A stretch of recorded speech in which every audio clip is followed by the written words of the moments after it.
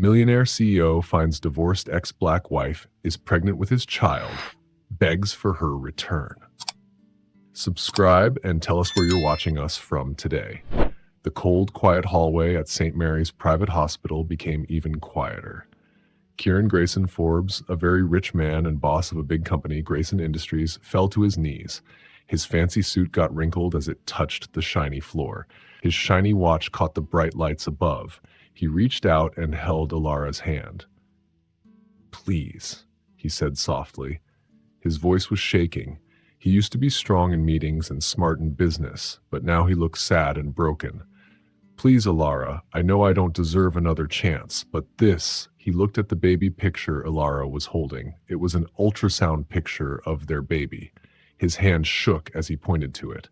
"This changes everything." Alara Caldwell took a step back. Her round tummy showed that she was 5 months pregnant. Tears ran down her face as she held the black and white picture of their baby tightly. "You think this changes anything?" she asked, her voice soft but strong. "You left our marriage for your business, Kieran. You picked phone calls over dinner dates. You chose meetings instead of starting a family." She stopped and swallowed hard. "I gave you those divorce papers because you were already gone." A nurse sitting nearby looked away, feeling awkward as she saw the very rich CEO and the famous doctor talking like this. Alara had once been Kieran's wife. "I was wrong," Kieran said. He was still on his knees, his voice echoed down the quiet hallway. "Every day since you left, I've thought about what I lost, and now there's this baby, our baby." He pressed his forehead against her hand.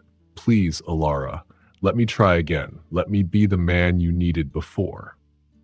Other people in the hospital walked past them, giving them space. But Kieran didn't care if anyone saw him. He had once built a company worth millions of dollars. Now he was on the floor, sad and begging. Alara looked at him. Her face showed anger, confusion, and maybe a tiny bit of hope. Or maybe it was a memory. She held the ultrasound picture tightly. "You can't just come back into my life because of this baby," she said. Her strong doctor voice started to shake. "You can't fix everything with money or power, Kieran." "I don't want to fix it with those things," Kieran said quickly. He stood up slowly. His eyes were red from crying. His face no longer looked like the serious man from the magazines. "I want to earn your love back. I'll do whatever it takes, for as long as it takes." He pulled something out of his pocket. It was an old photo of them on their wedding day. "I carry this with me always," he said. "It reminds me of what I lost when I chose work over you." Hello everyone, Mr. Peterson here. Welcome to another long story on this channel. If you're here for the first time, I share stories that change lives, stories about second chances and big choices, stories that make us think about what really matters. Today's story is about a man who had everything, but then saw he had nothing. What would you do if you got another chance at true happiness? Have you ever picked the wrong thing? Have you realized too late what really matters? This story might change how you think about love, forgiveness, and what makes life really rich. Before we go back to Kieran and Alara's story, take a moment to hit the subscribe button. Join our group of story lovers. We're here every week with tales that inspire and warm your heart. Now let's go back to the story. What made Kieran fall to his knees in that hospital? How did this rich man and his ex-wife end up like this? And most importantly, can someone fix a broken heart when they've chased money and power for too long? 6 months earlier, Kieran Grayson stood by the giant windows in his office. His office was high up in the sky, 60 floors above New York City. He looked at the city like a king. His company was making lots of money. People respected him. He was 42 and successful. But every night, he went home to an empty apartment. His furniture was perfect. The art on the walls was expensive, but there were no pictures, no sounds of laughter, no love. 3 years ago, Alara left him. He signed the divorce papers without trying to stop her. He had spent 3 years winning in business, but now he had no one to share it with. His phone rang. He thought it was his helper with more work. But then he saw the name, Alara Caldwell.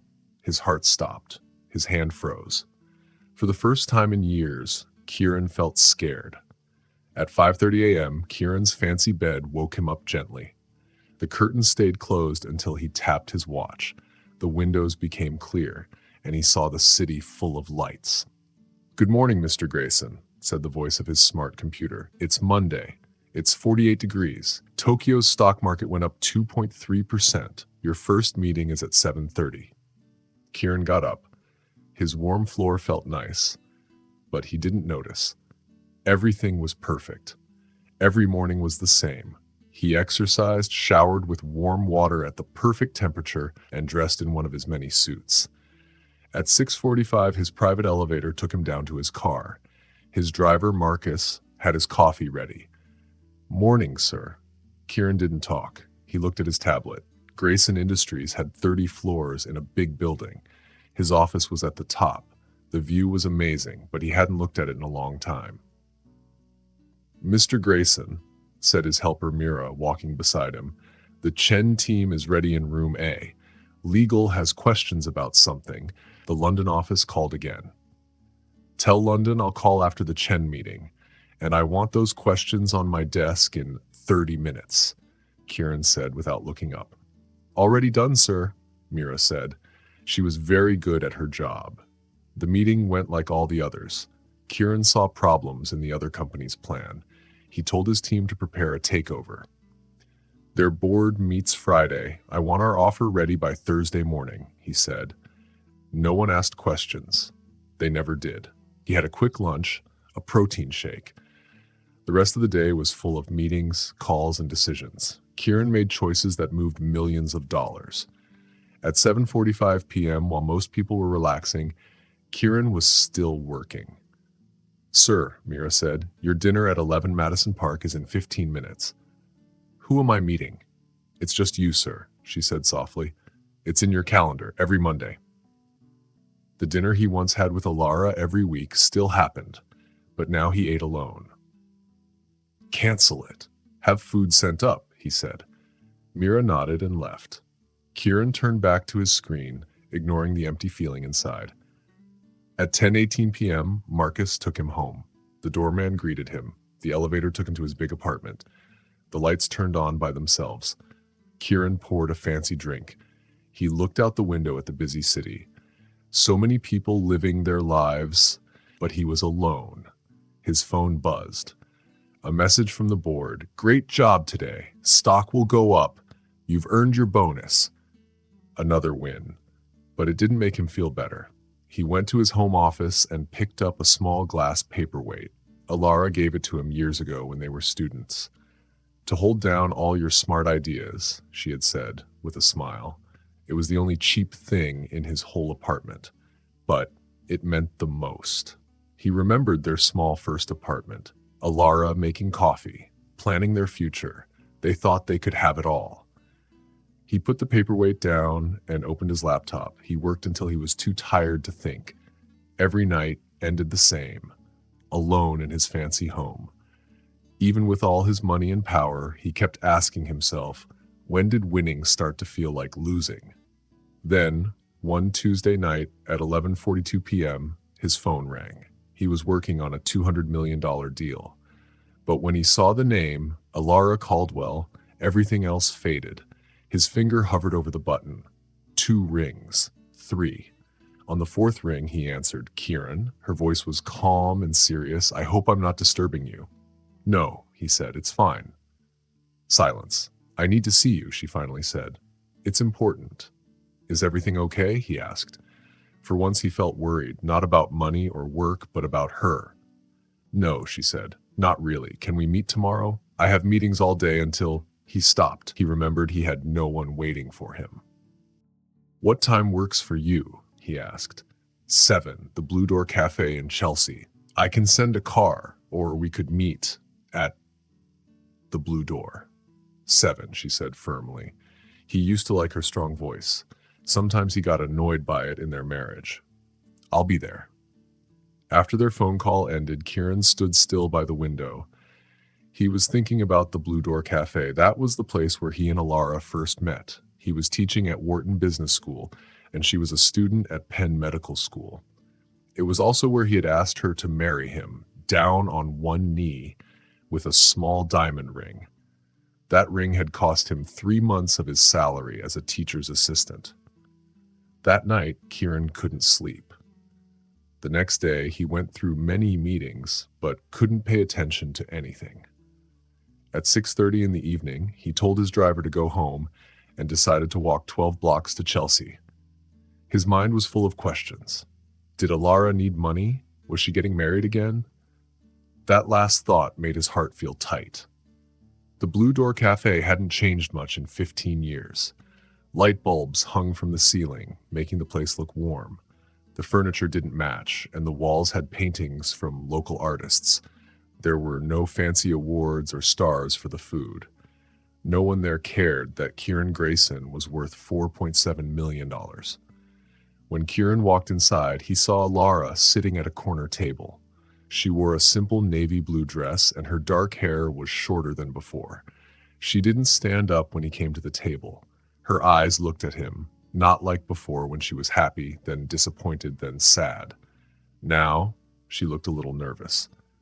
"Thank you for coming," she said. Kieran sat down. "Of course," he replied. When the waiter came, Kieran only ordered black coffee. For 10 minutes, they talked about normal things. Alara said her doctor's office was doing well. Kieran said his company was now working in Southeast Asia. She had visited her parents in Oregon. He had been to Tokyo. They talked like strangers, people who used to know each other but didn't anymore. Finally, Alara put her cup down. "I need to tell you something, and I need you to just listen," she said. Kieran nodded. She asked if he remembered the charity event in March for the Children's Hospital. He did. That was when they had run into each other, 6 months after their divorce. They had both had some champagne and were feeling emotional. They had made a mistake that night. "We said we wouldn't talk again. We said it would only make things harder," Alara said, twisting the ring on her hand. Kieran remembered. It was her grandmother's ring. "But now, I'm pregnant, Kieran. Almost 5 months." The cafe was still noisy, coffee orders being called, people typing on laptops, music playing softly, but Kieran felt like time had stopped. He didn't know what to say. It was the first time in years that he felt speechless. "Yes," Alara said, looking right at him. "It's yours. I wasn't going to tell you. I thought I could handle it alone, but this baby deserves to know their father, even if things didn't work out between us." Her hand touched her stomach. She wasn't showing much yet, but it was real. Kieran's mind went wild with thoughts, but one stood out. "I'm going to be a father, not a CEO, not a millionaire. A father." "Say something," Alara whispered. She looked scared. "Why didn't you tell me sooner?" he asked. He was surprised by how strange his own voice sounded. "Because I know you, Kieran," she said. "I know what matters most to you. I didn't want our baby to have to compete with your company the way I did." Her words hit him like a punch. He had built a huge company, but he had lost his marriage along the way. "I'm not asking for anything," Alara said. "I just thought you should know I have a medical test next week. After that, if you want to be involved, we can talk through our lawyers." The word lawyers felt so cold. "Alara," Kieran said, reaching for her hand, but she pulled it away. "This changes everything," he said. "Does it?" she asked. Her eyes showed doubt, but also a little bit of hope. "Does it really, Kieran?" The next morning, Kieran sat in his office. Everything looked the same. The fancy desk, the expensive chair, the wall of awards. But something felt different. He couldn't stop thinking about what Alara had told him. "Sir, the team from Tokyo is on the phone," his assistant Mira said. Tell them I'll call back," Kieran said. He stared at his screen. He didn't see business reports. He saw Alara's face. "Sir, they've been waiting since yesterday." "They can wait another hour," he replied. He turned to the window. If Alara was 5 months pregnant, the baby would be born in December. A winter baby. His baby. He picked up his phone and found Alara's number, but he didn't call. What would he say? That he wanted to be part of the child's life? That he could change? Could he really promise that? Instead, he called his assistant. Get the legal team. Find the best family lawyers in Manhattan. Family law, sir? Just do it, Mira. By afternoon, Kieran had a plan. He made a trust fund for the baby. He offered Alara money and planned visits that wouldn't interrupt his work. He wanted everything handled. This is very generous, his lawyer said. Good. Write it up. I want this done quickly, Kieran replied. That night, while flying in a helicopter to a meeting, Kieran thought back to when his marriage started falling apart. It wasn't the divorce. It was 7 years earlier. You promised, Kieran, Alara said, standing at the door of his office. She wore a green dress. It was their anniversary, but the dinner reservation had passed. Kieran didn't even look up. The deal with Beijing fell through. I had to fix it. It's our anniversary. I know. I'm sorry. We'll go another time. Like we did for Christmas, or my fellowship ceremony, or the baby planning meeting. He stopped typing. We agreed to wait on kids. My company is at a key moment. There's always a key moment, Kieran, she said. Her voice shook. I think our life together will never be your main thing. He finally looked at her. Her eyes were full of tears. That's not fair. Everything I'm building is for us. No, she said, it's for you. The helicopter landed and brought Kieran back to now. He met with people, shook hands, made big decisions, but part of his mind stayed in the past. For the next week, Kieran worked more than ever. Long hours, late-night calls. He was trying to forget. Sir, Mira said on Friday, Alara's medical test is Monday. You said you'd be there. What time? 2 at Mount Sinai. Kieran checked his calendar. He had a board meeting at 1 and investors at 3. Tell her I need to reschedule. Mira didn't speak for a moment. She said it can't be rescheduled. It's a special appointment. I know, but these meetings are very important. In his mind, another memory came. 5 years ago. The doctor says it might be stress, Alara said. She looked tired. You're a psychiatrist. Stress is what doctors say when they don't know the reason. My stress levels are high, Kieran. I can't sleep. I'm worried about us. That got his attention. What do you mean? We're fine. No, we're not. When was the last time we had dinner together or took a trip? When did you last ask me about my work or my patients? I'm building something important. More important than us, than our future family. That's not what I meant. It's what you've shown me. Every time you choose work over us, I don't think you even see it, and that scares me. Back in his office, Kieran looked at everything he had built. It had all come with a price. Alara had paid part of that price. Now maybe his baby would too. Tell the board to move the meeting. Reschedule the investors for tomorrow. Yes, sir, Mira said with a small smile. That night, Kieran sat alone in his apartment. The legal papers were on his desk. They were generous, fair, and careful, just like a businessman would make them. But he didn't open them. Instead, he looked at the company's 10-year plan. Big goals, big dreams, needing all his time. A baby born in December would be walking by the time Phase 3 launched. What do I want? He asked out loud. The room was quiet. Before we continue Kieran's story, let's ask you something. What would you choose? Success that the world sees or love that only a few truly understand?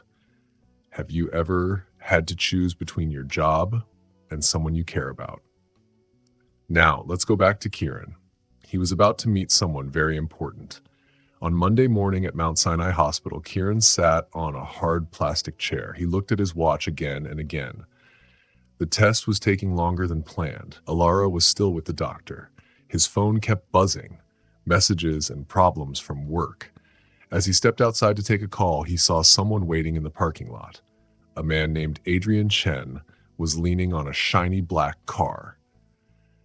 Adrian had worked with Kieran for 12 years. He was the company's CFO, the person who handled all the money and numbers.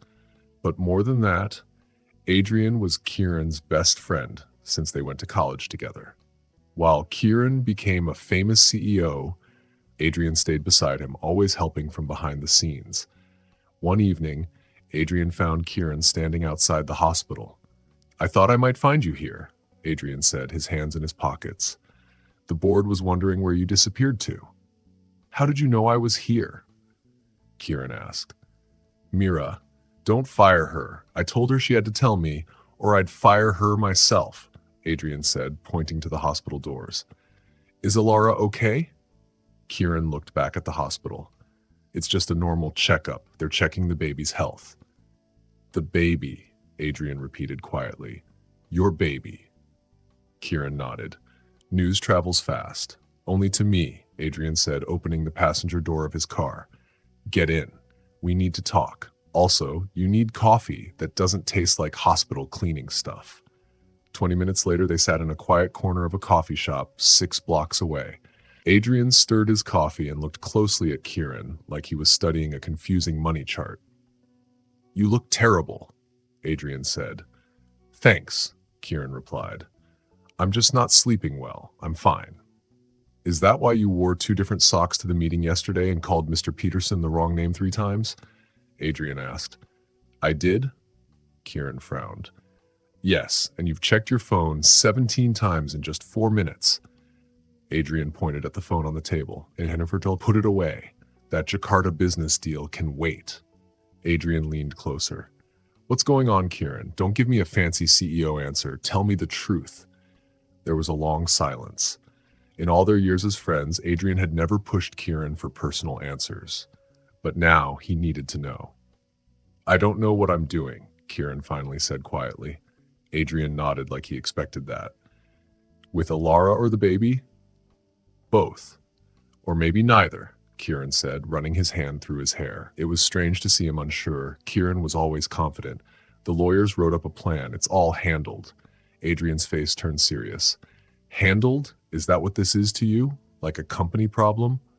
"What else would it be?" Kieran asked. "A child. Your child. A second chance with the only woman you ever really loved." Kieran looked away. "Alara and I are over. We tried. It didn't work. I have the company." "Stop," Adrian said firmly. "I've watched you build that company for 15 years. I've watched you give up everything else. I never said anything because it wasn't my place, but I won't let you make the same mistake I did."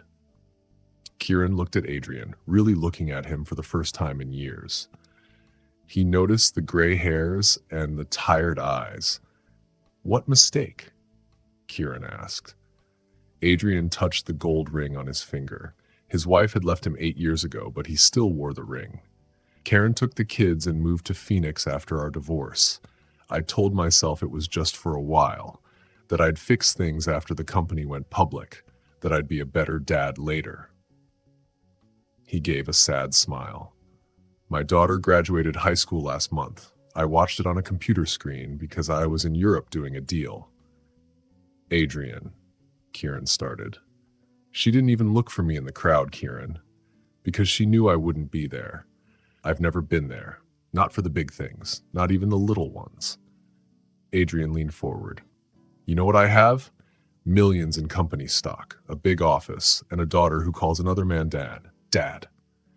The words hit Kieran hard.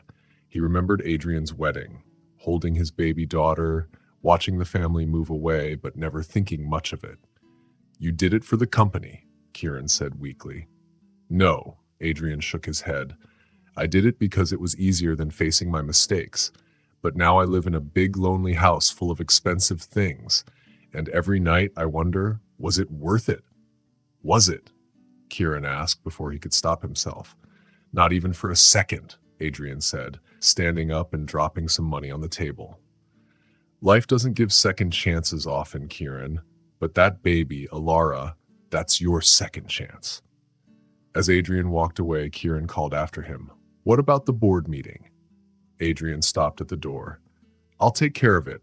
You go where you're really needed." Kieran sat alone, his coffee getting cold. For the first time since he built his empire, all the messages on his phone didn't seem important. What really mattered was back at the hospital. Kieran went back to Mount Sinai Hospital. Alara had just finished her appointment and looked surprised to see him still there. "Everything okay?" he asked, not getting too close. She nodded, holding a folder. The checkup went fine. We'll get results in 2 weeks. Can I drive you home? He asked. She hesitated.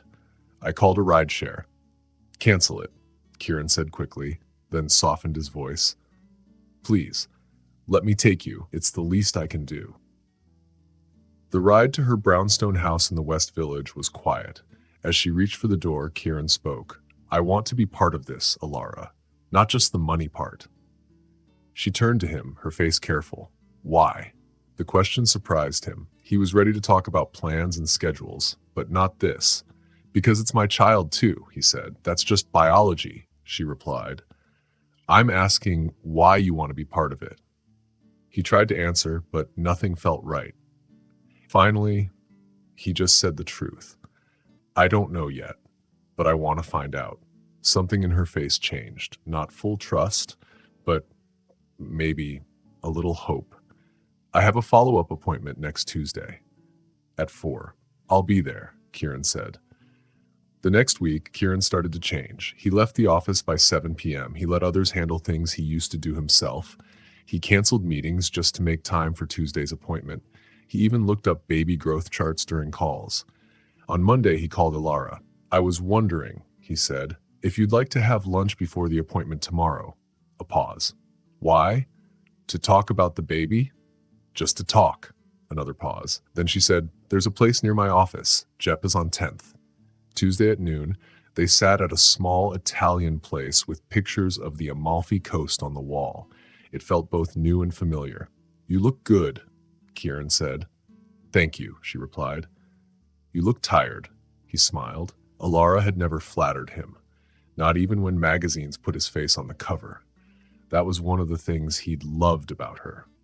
They talked carefully. She told him about her job helping people with trauma. He shared updates on old college friends. They didn't talk about their past or the future growing between them. At the doctor's office, Kieran sat in a room full of excited couples. He was the only one in a suit, the only one checking emails. When Alara's name was called, he followed her inside. The doctor, a kind woman with glasses, looked at them. And you are? The father, Kieran said, shaking her hand. Kieran Grayson. The doctor turned to Alara. How have you been since the amnio test? Fine. Some cramps, but they're gone. Good. Today we'll check how the baby's growing. She pointed to a chair. Dad, you can sit here to see the screen. Kieran sat stiffly. Alara lay back and lifted her shirt. The doctor put gel on her belly and moved a small device over it. The room filled with a fast, strong sound. That's a healthy heartbeat, the doctor smiled. About 150 beats per minute. Kieran stared at the screen. He saw shadows. Then the doctor pointed. Here's the head, and here's a little hand. See those fingers? Suddenly, the baby felt real. Not just an idea, but a little person with a heartbeat and tiny fingers. Would you like to know the gender? The doctor asked. We can tell now. Alara looked at Kieran. It's your choice, he said gently. I'd like to know. A daughter. The word echoed in Kieran's mind. Not just a name to carry on his family, but a little girl with dreams, hopes, and maybe someday, heartbreaks. Outside, as he walked her to her car, Alara said, Thanks for coming. Thanks for letting me, Kieran replied. Then he added, I have to go to Boston Thursday, but maybe we could have dinner when I'm back. Sunday, maybe, she said, watching his face. Why are you really doing this, Kieran? He thought about Adrian's words, about missed graduations, about that strong, tiny heartbeat. Because I want her to know me, not just through a birthday card or money. I want her to know me as her dad. He looked right into Alara's eyes. And because I've spent 3 years pretending I don't miss you, and I'm tired of pretending. Alara was quiet. Then she said softly, Sunday, 7. Text me the place. As she drove off, Kieran stood on the sidewalk. He knew he had just crossed a line he could never step back from. The next day at work, Adrian gave Kieran a paper. The Ashford Group now owns 8.2% of our shares, he said. They're using fake companies, but it's Trevor Ashford behind it. Kieran looked at the numbers. Trevor Ashford had always been his rival, buying up companies to take over. He's planning to take over, their lawyer said, and he's doing it now when our stock dropped. It dropped because I delayed the Singapore launch, Kieran reminded them. The engineers needed time to fix bugs. We lost 11% in value, one board member said. Ashford's people are moving in while we're weak. Kieran stood up. Schedule an emergency meeting. I want plans on my desk by midnight. Where are you going? Someone asked. This is serious. I have a dinner, Kieran said. The room fell silent. Kieran had never left a crisis meeting before. Trevor Ashford is trying to steal your company, a board member said. And you're leaving for dinner? Yes, Kieran replied. Kieran looked at the older man and didn't blink. 8 tomorrow. The company won't fall apart in just 12 hours, he said. As the elevator went down to the lobby, Adrian walked beside him. Dinner with Alara? Adrian asked. Yes, our third dinner this month. That's good, Kieran said. Adrian nodded. Winslow is really mad. Winslow has been mad since 1987, Kieran replied. Kieran looked at his watch. I need you to read legal's plan tonight. Tell me what's missing. We'll do it, Adrian said. Then he stopped for a moment. The board is talking, Kieran. They say you're changing. Winslow is saying your time away is hurting the company. Let him try, Kieran said calmly. My name is on the building. Just be careful, Adrian warned. Ashford isn't the only person trying to take over. Liebernaden was a fancy restaurant. It didn't even have a sign. People in nice clothes talked quietly inside. Alara was already sitting at the table when Kieran got there. Sorry I'm late, Kieran said, sitting down. There was a board emergency, he explained. I was about to leave, Alara said. I thought work came first. Her words were not angry, but they reminded Kieran of their past. Not anymore, Kieran said. He asked for some wine. How was your day?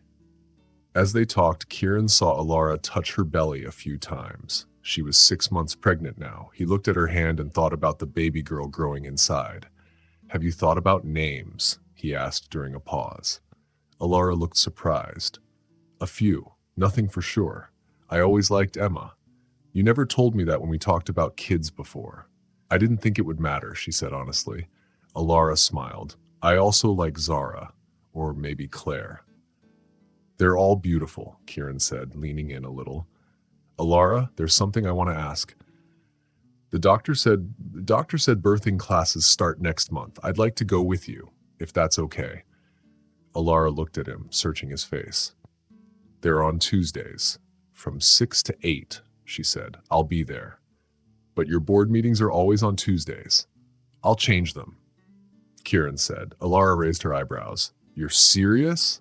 I am. Before she could say anything, a voice spoke from beside their table.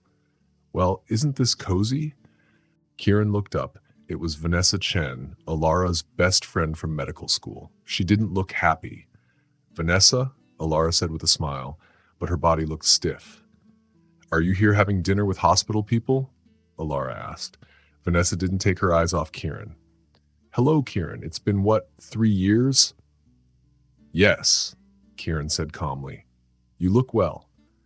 Vanessa turned to Alara. I need to talk to you. It's about the Peterson case. Can it wait until tomorrow? We're having dinner. It's urgent, Vanessa said, but it seemed like she was making it up. Alara gave Kieran an apologetic look and followed Vanessa to the entrance. Through the glass wall, Kieran could see them talking. Vanessa waved her hands angrily. Alara shook her head. When Alara came back, she looked more serious. Everything okay? Kieran asked. Fine.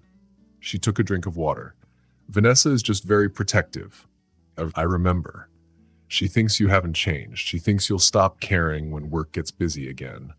Alara looked him in the eye. She thinks you'll let me down. Alara didn't play games. She spoke the truth. And what do you think? Kieran asked quietly. I think people can change if they really want to, she said. Her hand touched her belly again. But I also think it's hard to break old habits.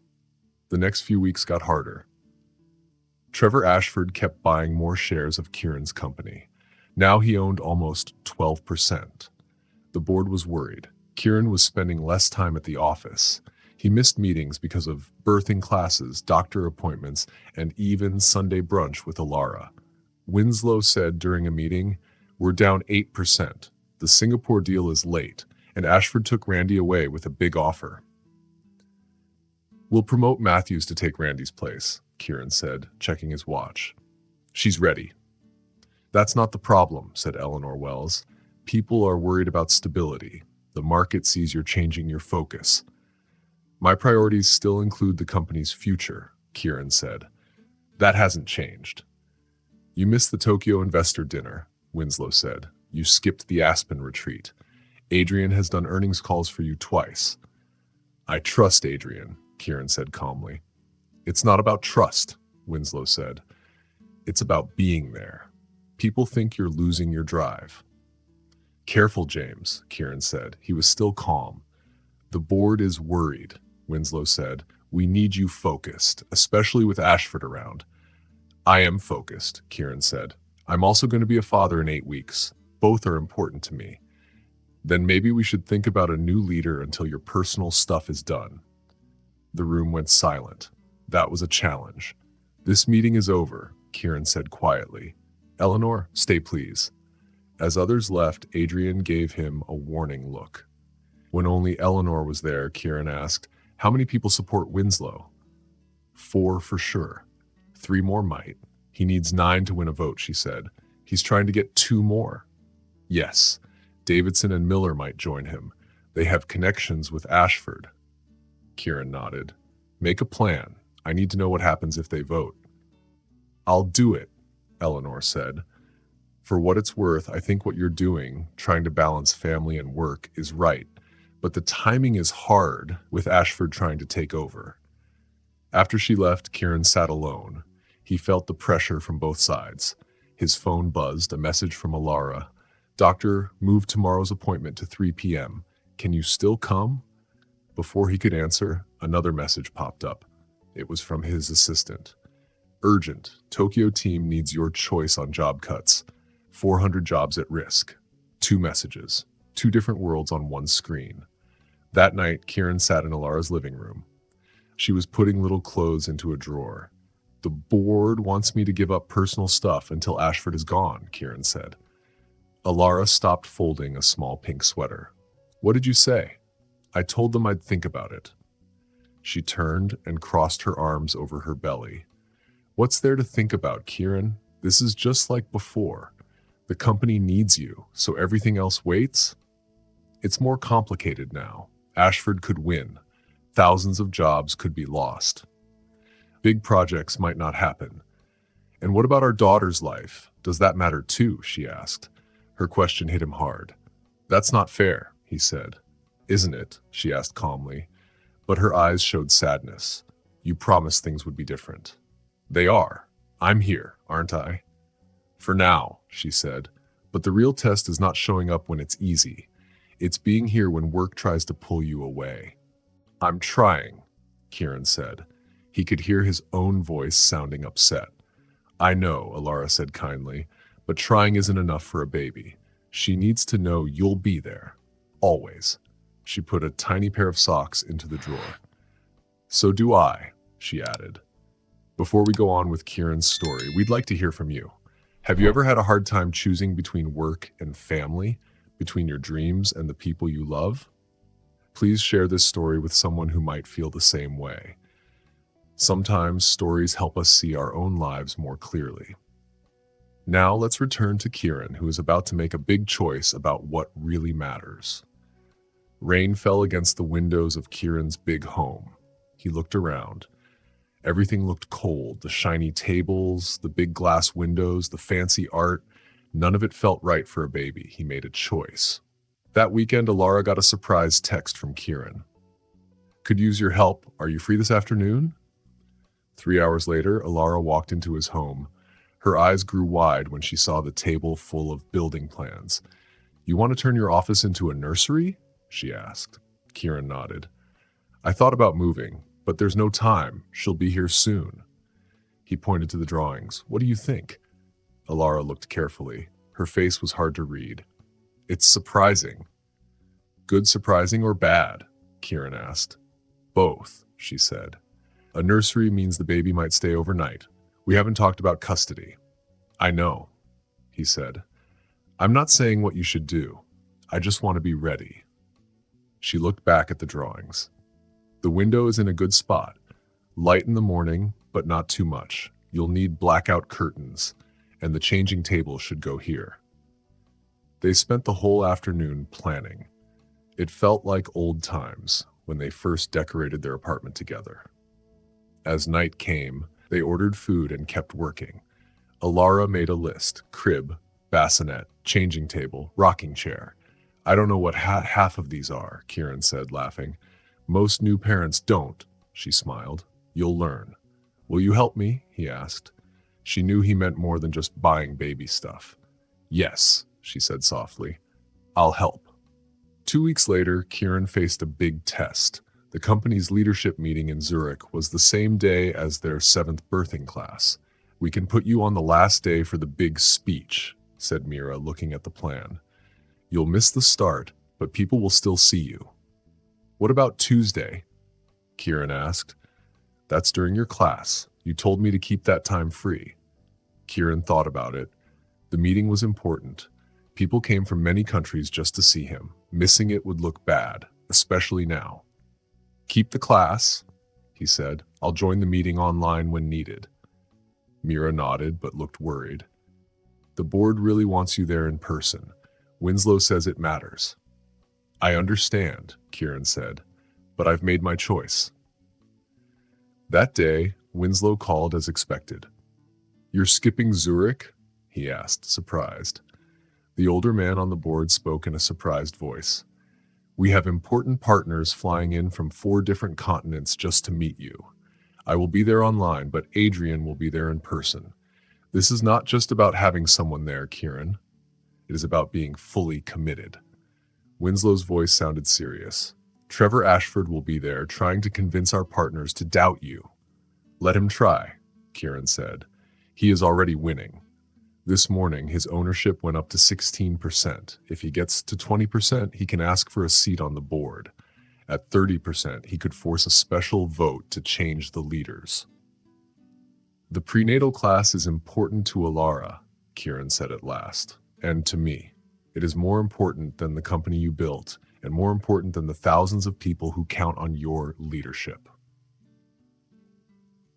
The big question hung in the air. It was a very hard choice. On Tuesday evening, Kieran sat next to Alara on a yoga mat. They watched the teacher show them how to breathe deeply. Around them, 6 other couples who were expecting babies practiced together. Now, partners, put your hand on the mother's belly, the teacher said. Feel the rhythm of your breathing. Try to breathe together. Kieran was unsure. He did not know if he should. It's okay, Alara said softly. She took his hand and put it on her round belly. Under his hand, he felt a sudden kick. Their daughter was moving. His eyes got big as he looked at Alara, who smiled at him. She's strong, Kieran whispered, just like her father. This simple moment where she let him be part of their child's life touched him deeply. It meant more than any business award. Later, when Kieran walked Alara to her door, there was a quiet calm between them. On her front step, she turned to him. Thank you for coming tonight. I know the business meeting is important, but it's not more important than this. She looked at his face in the soft porch light. You really mean that, don't you? I do, he said. Their good night was usually short and polite. But tonight, Alara paused, then leaned forward and kissed his cheek softly. Good night, Kieran. That small kiss gave him strength through the night and into the next morning's big problem. Emergency board meeting called for 2 p.m., Mira said, her face serious. Winslow had made it happen. He said it was because of problems with the company's leaders. Kieran sat down with his coffee. Who signed the petition? He asked. They had just enough people to vote no confidence in him. It was a trap. Adrian came in a few minutes later. Usually calm, he looked worried. Ashford made his move, Adrian said. He teamed up with Visigai Tech and made a buy offer to our shareholders. It's 20% above the market price, cash and stock. Adrian gave Kieran the papers. They say it's a friendly partnership, but really, it would let them control our most important technology. Our big shareholders, the big companies, are thinking about it. Kieran looked over the papers. The delay in Singapore and his less time at work had made people unsure. Ashford was promising things would be steady.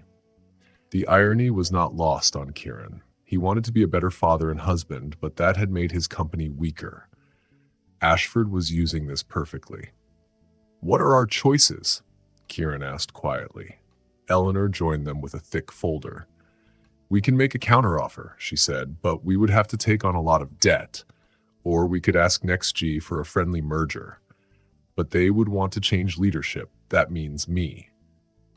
Eleanor nodded slowly. "If we fight alone, we must show strong leadership and confidence in the market." She looked Kieran in the eye. "You would have to say you are fully back, working full-time with no distractions, at least until this threat is over." Kieran looked at his calendar. Alara was due in 4 weeks. The most important board meeting of his life was in 3 hours. His daughter's future was at stake. The Grayson Industries boardroom was quiet as Kieran walked in. 14 faces turned to look at him. Some looked worried, some were thinking hard. At the far end, Winslow said, holding up a folder marked "Vote of Confidence, CEO Position." "Gentlemen, ladies." Kieran nodded and took his place at the head of the table. "I know there are worries about leadership," he said calmly. "Worries is putting it lightly," Winslow said. "Ashford's offer ends at midnight. Our biggest shareholders are unsure. The market doubts your commitment." He pointed to the empty chairs. "Even our directors from Asia flew in for this meeting. The situation is serious." Kieran looked around the room, noticing who was on his side and who was not. Adrian sat to his right, calm but supportive. Eleanor sat to his left, with legal papers spread out before her. The other board members, including 3 who rarely questioned him before, watched with tired eyes. "Before we start," Kieran said quietly, "I want to talk about the main issue. My focus has shifted in recent months. I'm expecting a child in 4 weeks. I've been going to doctor appointments and getting ready for the baby." There were whispers around the table. "No one doubts your right to happiness," Winslow said quickly, "but the timing is bad. Ashford is using your absence. The company you built is now weak because your attention is divided." Kieran nodded, but did not agree completely. "Let's look at our options." For the next hour, they talked about what to do next: finding a good new investor, changing the company to protect it, speeding up new product launches to make the stock price go up.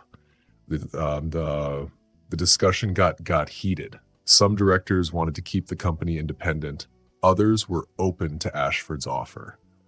"I am committed to this company's future," Kieran said. "But words are not enough." Winslow slid a paper across the table. It was a public statement promising full-time leadership, no paternity leave, and a 6-month trip around the world to meet partners and investors. Kieran looked at the paper. If he signed it, he would miss his daughter's birth and her first weeks. He would break the promises he had made to Alara. "I need time to think," he said. "There is no time," Winslow said. "The vote is at 4 p.m. Ashford's offer ends at midnight. We need action now." They took a short break. Kieran went to his office and loosened his tie. Adrian followed quietly and closed the door behind him. "It's a power play," Adrian said softly. "Winslow has been waiting for this since you started those prenatal classes. He is right about the risk, and Ashford is using it well." "What will you do?" Adrian asked. Before Kieran could answer, his phone vibrated. Alara's name was on the screen. He answered quickly. Kieran heard fear in her voice. "Something's wrong. I'm bleeding. The doctor wants me to go to the hospital right now." His world got smaller. He focused on her fast, shallow breathing. "Where are you now?" he asked. "I called an ambulance, but they say it will take 20 minutes. I'll be there in 10. Don't move," he said, grabbing his keys with his heart beating fast. Stay on the phone with me. Adrian watched as Kieran's serious business face changed to raw fear. Alara, Kieran said, covering the phone. She's bleeding. Possible early labor. I have to go. The board vote is in 40 minutes. If you're not there, then I'm not there, Kieran said firmly. Tell Mira to bring my car around, he said as he hurried to the elevator. Winslow stopped him in the hall. Where are you going? We start again in 5 minutes. Alara is having problems. I have to get her to the hospital, Kieran said. Winslow's voice dropped low. If you leave now, you'll lose the vote. You'll lose the company. Kieran looked him in the eye. Then I lose it. The elevator doors closed on Winslow's shocked face. Traffic in Midtown was very slow. Kieran's car moved forward little by little. Every red light felt very long. Every slow taxi felt like a personal problem. On the phone, Alara's breathing got harder. Tell me about the pain, he said, trying to keep her awake. Sharp pain in my lower back coming in waves, she said. Fear was in her voice now. Kieran, it's too early. She's not ready. Modern medicine works miracles. Just hold on, he said. Remember what Dr. Matthews said. Stress can cause false labor. Try the breathing exercises. I'm trying. It's not helping. Suddenly, she gasped. Oh God, there's more blood. The call stopped. Alara? Kieran stared at the dead phone in horror. Can we go any faster? Traffic is stopped. The driver said, There is an accident ahead. Kieran didn't wait. He opened the door and started running through the traffic. He dodged between cars and ignored the driver shouting at him. The 6 blocks to Alara's brownstone went by in a blur of horns and surprised people. He arrived out of breath. An ambulance was outside. 2 paramedics were bringing a stretcher down the steps. Alara lay pale and scared. She already had an IV in her arm. Kieran felt relief when she reached for him. I'm here, he said, holding her hand. He turned to a paramedic. What's happening? Possible placental abruption, the paramedic said. We need to get her to Mount Si Hospital right away. I'm coming with you, Kieran said. The ambulance took off. Kieran held Alara's hand as the paramedics checked her vitals. Her grip got tighter with each contraction. The board meeting, she whispered between breaths. The vote doesn't matter. But your company isn't worth this, he said. He brushed hair from her forehead. It's not worth you or our baby. You don't mean that, she said. You built it from nothing. I'd watch it fall apart before I missed this moment, he said. The truth in his words surprised him. I made that mistake before. I won't do it again. At the hospital, things happened fast. Dr. Matthews met them in the emergency room. She checked Alara quickly while nurses moved her to a bed. Partial abruption, the doctor said after a quick ultrasound. The baby is in danger. We need to do an emergency C-section, she said. But I'm only 4 weeks early, Alara said weakly. My lungs are ready. The danger now is from the blood loss and less oxygen, Dr. Matthews said. She turned to Kieran. Are you staying for the surgery? Yes, Kieran said without thinking. Get him ready, the doctor told a nurse. They took Alara to the operating room. Kieran put on surgical scrubs and sat by Alara's head. A blue curtain blocked the surgery. He whispered encouragement and held her hand. You're doing great, he said, though he was very scared. She's going to be perfect, he promised. Don't leave, Alara whispered softly, her voice dreamy from the medicine. Promise me you won't leave, not ever again. Minutes later, a loud cry broke quiet room. Dr. Matthews held up a tiny, red-faced baby above the curtain. Congratulations, she said. A healthy girl. Tears ran down Kieran's face as he looked at his daughter for the first time. Welcome to the world, he said softly. You are loved. Her eyes looked blurry, but awake. Awake, it seemed like she was studying him carefully. She said softly, Hello, Zara. He whispered the name Alara had told him months ago. I'm your dad. Alara watched from her bed. She was very tired but happy. You remembered, she said. I remember everything now. He gently put their baby girl into Alara's arms. I remember everything that matters, he said. Hours later, Alara was sleeping after operation. Kieran sat next to the baby's hospital bed. His big finger held Zara's tiny hand. She held his finger very tightly, even though she was so small. Suddenly, his phone started buzzing. It was many missed calls and messages. Adrian, Eleanor, board members, and financial experts were calling him. The big meeting about his job had probably finished hours ago. The results were probably already known. Kieran's 15 years at the company might be over. He should have felt sad. But when he looked at Zara sleeping, he felt free and happy. His phone buzzed again. It was Adrian calling for maybe the 20th time. Finally, Kieran answered quietly, careful not to wake the babies around him. I know, Adrian said. I made my choice. You did, Adrian said. Everyone knows it now. The market is surprised. I'm sorry you had to be in that hard spot. You've been very loyal. No, wait. Listen, Kieran said.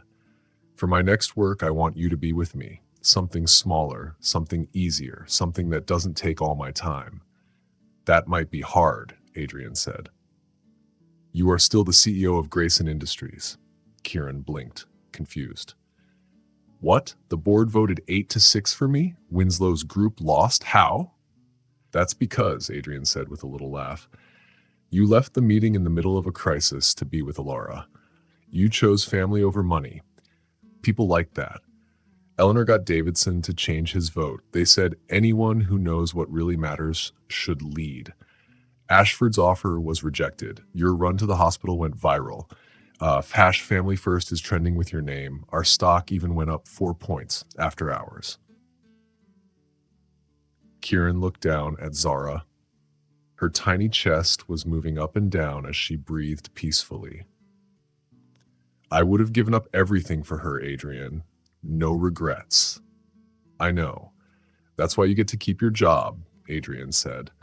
But the board added one rule. You have 3 months of paternity leave now, starting today. They want you to have time with your family. They don't want the company to look cold anymore. What you did today gave people hope. After hanging up, Kieran sat quietly in the NICU room watching Zara sleep. The machines beeped softly. Each beep was proof that Zara was alive and okay. Outside that room, his company kept working. Deals were made. Decisions were taken. The company worked without him. For the first time, Kieran felt that the world didn't end when he left his job. Instead, something new and very precious had started. 4 days after Zara was born, the doctors said she could leave the NICU. Kieran watched Alara carefully put Zara in her car seat. He had spent an hour fixing it in the car with a safety expert watching. Is she comfortable? He asked, standing close while Alara fixed Zara's little hat. She's perfect, Alara said, but she hurt a little from her surgery. The real test is taking her home. Home? Kieran asked, not sure which home she meant. His penthouse had a nursery he put together fast. Alara's cozy brownstone was ready too. They hadn't talked about what would happen next. They were too focused on Zara being healthy. I stocked your place with everything on the list, Kieran said, lifting the car seat very carefully. Formula, diapers, the special soap for her skin. Thank you, Alara said with a warm voice. She was thankful for everything Kieran had done. Since Zara was born, Kieran had not left the hospital once. He slept in a chair by Alara's bed. He learned how to change tiny diapers with the nurses helping him. He held Zara during her first tests. The outside world, with meetings and stock prices, was far away compared to Zara's oxygen and feeding needs. The car ride to Alara's brownstone was quiet. Both of them kept looking back at Zara at every stoplight. She's so small, Kieran whispered. Are you sure she's ready to leave the hospital? He asked. Dr. Matthews wouldn't have let her go if she wasn't ready, Alara said, touching Zara's cheek. And she's a Grayson. Stubbornness runs in the family. That was the first time they smiled in days. It was good timing, too. Looks like the market closed before she came, Kieran said. Only you would think that's a good thing. Alara teased, but her voice was kind. At the brownstone, Kieran carried the car seat first. Then he took Alara's bag and groceries from the car. He was careful with every step, knowing how small Zara was. "Put her bassinet here," Alara said, pointing near her bed. The nurse said Zara should sleep in their room for the first few months. Our room, Kieran thought, but didn't say anything. That night, when the city was quiet, Zara started to cry loudly because she was hungry. Kieran woke up quickly from the couch. He ran upstairs to find Alara already awake, lifting Zara from her bassinet. "Can I help?" he asked from the door, not wanting to bother. "Would you warm her bottle? The instructions are on the counter," Alara said. He nodded, glad to do something. In the kitchen, he carefully followed the steps and tested the bottle's temperature on his wrist, just like the nurses showed him. When he came back, Alara was sitting in the rocking chair by the window. She held Zara close to her chest. "Here," Kieran said, giving the bottle. "Would you like to feed her?" Alara asked, looking open and trusting. "Are you sure?" he asked. She nodded and passed Zara carefully into his arms. Kieran sat down in the chair. He held Zara with new confidence. She drank the bottle quickly. Her dark blue eyes looked at his face like she was studying him. "She knows you," Alara said, sitting on the bed's edge. "She remembers your voice from when you talked to my belly." "I never thought," Kieran said, watching in amazement as Zara's tiny hand curled around his finger. "I never imagined I could feel this way." "What way?" Alara asked. "Like nothing else matters. Like I'd give up all the money and success just to see her smile." Alara watched them with a soft face. "That's what being a parent is." In the quiet night, Zara fell asleep in Kieran's arms. He felt something deeper than any success or prize. "When I left that meeting," he said softly, "I thought I was losing everything important. I didn't know I was finally finding it." Alara moved closer and put her hand gently on his shoulder. "I was wrong too," she said. "I didn't think you could change, but you chose us when it mattered most." Their eyes met. Walls came down a little. "I've never been happier to be wrong." That moment stayed between them. It wasn't a full fix, but something new. Hope. When the sun rose and light filled the room, Kieran held his daughter close while Alara slept nearby. They were not a perfect family yet. Too many hurts needed healing, but they had something new, something full of hope. In that peaceful moment, looking at Zara's perfect face, Kieran got the best gift of his life, the chance to start again. 3 months later, Kieran stood in the lobby of Grayson Industries. People walked by. Some said hello. Others looked surprised to see the CEO holding a sleeping baby on his shoulder. "Sir, the executive team is ready," Mira said, coming with a tablet. "The nursery is ready too." Kieran followed her to a new office next to his own. There used to be filing cabinets and boards. Now there was a nursery. A crib, a changing table, a rocking chair, and pictures on the wall. Pictures of Zara smiling, Alara holding her, and all three of them together. "Perfect," Kieran said, gently putting Zara in the crib. "The cameras and monitors send live video and sound to my phone and office." "Nyla starts today as the childcare provider," Mira said. "She has 15 years of experience and great references." "Thank you," Kieran said, covering Zara with a blanket and stepping away slowly. "Let's not keep them waiting," Mira said. 14 executives stood as he walked in. Adrian shook his hand with a real smile. "Welcome back, Dad." The meeting was different from before. Instead of numbers and deals, Kieran talked about changes. "We're starting new work-life rules," he said, giving out papers. "Flexible hours for parents, a childcare center opening next month, more family leave for all workers." Some leaders looked confused. "I'm also changing my own work," Kieran said. "No more overnight travel without a lot of notice. Meetings end by 6 p.m. I'll be offline from 7 to 9 each evening for family dinner and Zara's bedtime." "That will make work harder," the COO said carefully.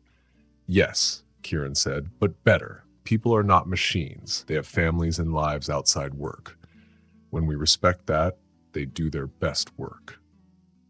By the end, a new vision for Grayson Industries was clear. a place where success and family balance go together. One evening, Kieran said, I found a place. He and Alara bathed Zara in the kitchen sink of her brownstone. It's halfway between your office and my practice. 3 bedrooms and a private garden. They had made a good team raising Zara. Kieran stayed at Alara's at night, took morning shifts, then brought Zara to the office nursery while Alara worked. But one question was still there. What happens next? Do you want us to live together? Alara asked carefully, holding Zara's head in the warm water. I want us to think about it, Kieran said, giving her a towel. Not to pretend nothing happened, but maybe a new start. Alara wrapped Zara in the towel, thinking, we get along well as parents, but living together is different. I know, Kieran said, looking in her eyes. I don't expect things to be like before. Too much has happened, but maybe we can build something better if you want. Later that night, after Zara was asleep, Alara joined Kieran on the couch where he was reading company papers. You've changed, she said simply. Not just because I'm here helping with Zara, she said, something deeper has changed. I had to almost lose everything to see what really matters, Kieran said. I'm still scared, he added quietly. She said softly, with a little fear in her voice, that when things get hard again, like when Grayson Industries has a big problem or when Ashford tries to cause trouble, the old worries might come back. That was a fair worry because they had been through a lot before. He put his tablet down and said, I can't tell the future, but I can show you day by day who I am now. I will show you by being here, by keeping my promises, and by making choices that match what I say is most important. He waited for a moment and then said, I want us to look at the house together. No rush to decide right away. 1 week later, they walked through a big brownstone house in Chelsea. The house had lots of sunlight, tall ceilings, and a garden where Zara could play when she got bigger. As they walked through the empty rooms, Alara stopped in the biggest bedroom. There have to be rules, she said. Clear rules. I'm not ready to just go back to being married like nothing happened. I understand, Kieran said. We can start with separate bedrooms and take things slow at the pace that feels right. Alara looked at him carefully, searching for the old impatience he used to have in every argument. She didn't see it. She nodded slowly. I want to keep my work, and I want to have a say in the things that affect Zara. Alara looked around the room one more time and then looked at Kieran. I will think about it. 2 weeks later, they signed a lease to live together. It wasn't like they were back to being married, but it was a careful step toward a future they would share. As movers brought furniture into their new home, Kieran got a message on his phone. Ashford was trying again to buy one of Grayson's smaller companies. Alara saw the worry on his face. In the past, he would have called an emergency meeting right away, canceled all plans, and dived into fixing the problem. But this time, he silenced his phone. That can wait until Monday, he said. Then he turned back to their daughter, who was laughing and playing on a blanket in the living room. This is more important. 6 months later, their life was calm and balanced.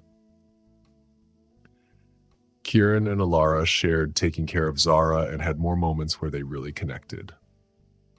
Their weekly family dinners had changed from being awkward to fun times, with Zara making happy noises and smiles being shared across the table. At Grayson Industries, the new way of running things was working well. People worked better because they liked the family-friendly rules. The company's name became better because workers liked having balance in their lives, not just hard work. Then, a big problem happened, the Monaco crisis. Kieran was in the nursery, reading Zara the Same Story, Good Night Moon, for maybe the 100th time when a very special phone rang. Only 5 people had this phone number, and they would only call for something very serious. I have to take this, Kieran told Alara, carefully handing their sleepy daughter to her. In his home office, Adrian's voice told him the bad news. The security at Quantum Core has been broken. The Monaco server farm is in danger. Kieran's heart stopped. Quantum core was their best and newest technology, something very important that made Grayson Industries famous in the world of technology. The Monaco building kept their most advanced and secret projects safe. How bad is it? Is it very serious? Kieran asked. The hackers are still inside. They got past 7 layers of security. It looks like Ashford's team did this, Adrian said. That's not all. The board is having an emergency meeting right now. Winslow says this shows that the new way of running the company is too soft. Kieran looked at the clock, 8:15 p.m. When is the meeting? It's happening right now, Adrian said. They didn't tell you until 5 minutes ago. Brennan is streaming it live. Kieran opened a secure video and saw 12 board members. Winslow was talking strongly at the head of the table. We have to act fast. The CEO's family-first way has made us weak. This attack can cost millions and hurt our company a lot. I want the emergency powers to go to the executive committee until this is fixed. 3 people had already voted yes. I'll be there in 20 minutes, Kieran said, grabbing his jacket. There's more, Adrian said. The Monaco team needs the original encryption keys to lock the system again. They are in your personal vault. Without them, we lose everything. Send the jet. I'm flying there tonight. It's already ready. The team thinks we have 12 hours before the damage is too big. Kieran ended the call and stood still, thinking hard. 12 hours to get to Monaco, at least 4 hours working there.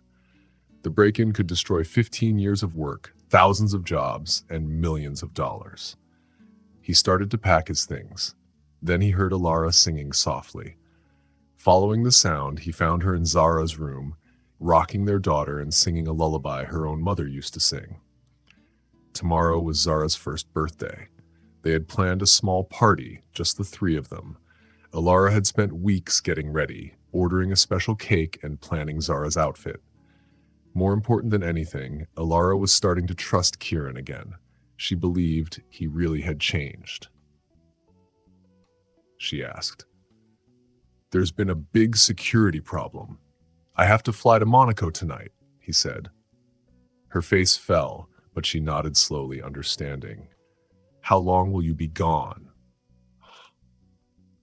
At least 2 days, maybe longer if the damage is bad. Kieran hesitated. It's Zara's birthday tomorrow. He heard the disappointment in Alara's voice, but she accepted it. She won't remember. We can celebrate when you get back. But Kieran knew the truth. Alara would remember this moment. The moment when work came first again, when another promise was broken, and the trust they had built cracked again. Adrian's voice echoed in his mind. My daughter didn't even look for me in the audience. Kieran walked to Zara's crib. She was sleepy now, holding her favorite blanket. Her eyes, looking more and more like Alara's, blinked up at him with complete trust. What encryption keys does Monaco need? He asked, pulling out his phone. The quantum signature protocols, Adrian said. Only you have clearance. Not anymore, Kieran said. He made a decision that shocked many people in the tech world. I'm giving full access to Dr. Leora Navin on the Monaco team. She helped build the system. She'll know what to do. That breaks every security rule we have. The board will be angry. The board can fire me tomorrow if they want, but I'm not missing my daughter's first birthday. Back in Zara's room, Alara watched as he ended the call. You're not going? She asked. He sat down next to her on the window seat. I'm staying here with both of you. The company will live or die without me tonight, but I will still be Zara's father tomorrow. He took her hand. I'll still be here if you want me. Tears filled Alara's eyes. You really choose us when everything you've worked for is at risk? I choose what can't be rebuilt if lost, he said softly, squeezing her hand. I learned that the hard way. Alara leaned forward, resting her forehead on his. It was a loving moment they hadn't shared in years. I've been waiting for this, she said, waiting for the old Kieran to come back when work was more important again. That man doesn't exist anymore, Kieran said. I see that now. With care, she kissed him, not a small, careful kiss like before, but a deep, healing one. Welcome home, Kieran. The next morning, Zara smashed cake on her face and laughed happily. Kieran's phone stayed silent all day. During the presents, during Zara's first steps, and at their quiet family dinner, Kieran was fully there. His attention was all on them. That night, after Zara was asleep, Alara took him to her bedroom, the room he had never been in before in their new home. "Are you sure?" Kieran asked. "I am," she smiled, tears shining in her eyes. "I trust you now, completely." Before we finish Kieran's story, I want to ask you, our wonderful audience, has someone you know changed for love or family? Or have you changed your own priorities? Share this story and tag someone who deserves to be recognized for choosing family when it really mattered. 1 year later, spring sunshine filled their brownstone in Chelsea. Kieran watched 2-year-old Zara chase bubbles in the garden. She laughed and tried to catch all the bubbles. "She thinks she can catch every single one," Alara said, joining him at the door. She put her arm around his waist with the easy love that had come back between them. "Determination runs in the family," Kieran said, kissing her on the head. The past year had brought many changes. On Zara's birthday night, Kieran chose family over his company. Grayson Industries went through a storm, but survived. The Monaco breach was stopped, but not without some problems. 3 board members, led by Winslow, quit because they didn't like Kieran's new way. Financial papers said the company would have big problems. But something surprising happened. The workers supported leaders who cared about them as people. New ideas grew in a happy place where people could rest and not get too tired. At first, the market didn't believe the change, but later they saw how smart Kieran's new way was. "Get ready," Alara said softly. "Your speech starts in 2 hours." Today, Kieran would speak at Wharton's graduation ceremony, the school where he had started so many years ago. Unlike most speeches about success, his would be about making a good life, not just money. As he dressed in the bedroom he now shared with Alara, Kieran looked in the mirror. He was 44 years old. His face had new lines, not just from stress, but from laughter too. His eyes were clearer now, not hidden by hard work and pressure. On his dresser was a framed magazine cover naming him CEO of the Year. The headline read, "Grayson's Revolution: How Putting Family First Changed an Industry." The irony made him smile. His greatest success came only after he stopped chasing it all. That afternoon, Kieran stood at the podium in front of thousands of business students. He spoke to future leaders who wanted to know his secret. 15 years ago, I started a company with one clear idea, he began. I thought success meant having the biggest market, the most money, and the most power. He paused and looked around, but I was very wrong. He told them his story. His marriage was lost because of his work. He felt lonely even though he had achieved a lot. Then he got a second chance that changed everything. True success is not about money or stock prices, he said. It is about moments. The first steps of a child reaching for your hand. The trust in your partner's eyes when you keep a hard promise. The peaceful sleep that comes when you know you chose what really matters. The crowd listened quietly. Kieran looked down at his wedding ring shining softly. Today, I want to challenge you all to remember what matters most. Because at the end of the day, it is not the work you do that counts. It is the love you give and the lives you touch.